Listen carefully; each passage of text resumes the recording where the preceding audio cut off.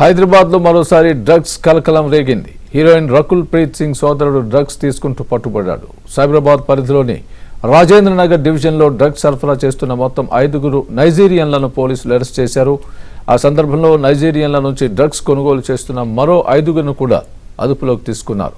పట్టుబడ్డ వారిలో రకుల్ ప్రీత్ సింగ్ సోదరుడు అమన్ ప్రీత్ సింగ్ ఉండడం సంచలనం రేపింది. ఇక మిగిలిన 4 కూడా సినీ రాజకీయ ప్రముఖులని సమాచారం.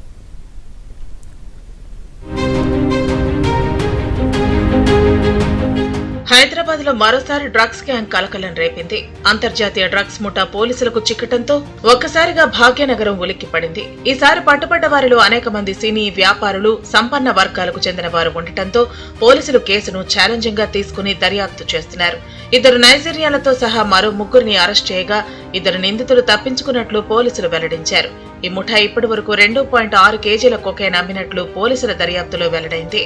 దేశవ్యాప్తంగా సంచలనం సృష్టించిన ఈ డ్రగ్స్ కేసులో ప్రముఖ హీరోయిన్ రకుల్ ప్రీత్ సింగ్ సోదరుడు అమన్ ప్రీత్ సింగ్ ఉండటంతో సినీ రంగం షాక్ కి గురైంది.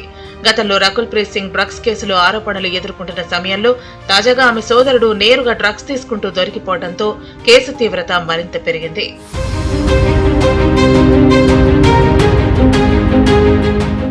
పాత డ్రగ్స్ కేసులో దర్యాప్తు చేస్తున్న పోలీసుల కీలక సమాచారంతో డ్రగ్స్ రాకెట్ ను తెలంగాణ నార్కోటిక్ కంట్రోల్ బ్యూరో అధికారులు ఛేదించారు. ఎస్ఓటీ పోలీసులతో నిర్వహించిన జాయింట్ ఆపరేషన్ లో పట్టుబడ్డ ఈ ముఠా చిక్కింది.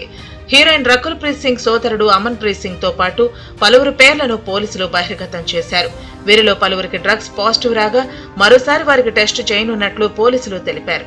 ఈ కేసులో అమన్ ప్రీత్ సింగ్ ను వినియోగదారుడనే విచారణ చేస్తున్నామన్నారు.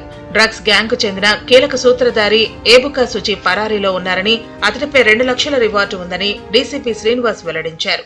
ఇప్పటి వరకు 5 మెంబర్స్ ని వాళ్ళని తీసుకురావటము, టెస్ట్ చేయటము, వాళ్ళకు కూడా పాజిటివ్ గా టెస్ట్ రావడం జరిగింది. వాళ్ళు ఇప్పుడు హాస్పిటల్స్ పంపుతున్నారు. ఒకతను అనికేత్ రెడ్డి, ఇతను బంజారాహిల్స్ లో ఉంటాడు. వీళ్ళందరికీ కూడా కొకైన్ పాజిటివ్ వచ్చింది అన్నట్లు. తర్వాత ప్రసాద్ అని ఒకతను కన్స్ట్రక్షన్ బిజినెస్ లో ఉన్నాడు. ఇతను కూడా నేటివ్ రెసిడెంట్ ఆఫ్ బంజారాహిల్స్. ఇంకొకతను అమన్ ప్రీత్ సింగ్, ఇతను లోటస్ పాండ్ లో ఉంటాడు. తర్వాత మధుసూదన్, ఇతను మాదాపూర్ లో ఉంటాడు.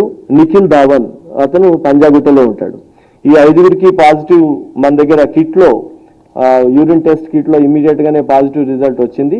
మన ఎస్ఓటి వాళ్ళు ఇప్పుడు లిఫ్ట్ చేసి పంపడం, ఇంకా తీసుకురావడం జరిగింది. వాళ్ళని హాస్పిటల్ పంపుతున్నారు. ఇప్పుడు అరెస్ట్ అయిన ఈ 5 కోర్టులో ప్రొడ్యూస్ చేయడం జరుగుతుంది మెడికల్ దాని తర్వాత. పట్టుబడ్డ నైజీరియాలపై గతంలో పలు కేసులు ఉన్నట్లు పోలీసులు గుర్తించారు. డ్రగ్స్ ను నైజీరియన్ మహిళ అనోహా బ్లెస్సింగ్ తీసుకొచ్చి విక్రయిస్తున్నట్లు డీసీపీ పేర్కొన్నారు. ఆమె ఫేక్ పాస్పోర్టుతో నైజీరియా నుంచి హైదరాబాద్ వచ్చిందని, 2019 నుంచి డ్రగ్స్ సరఫరా చేస్తోందని అన్నారు.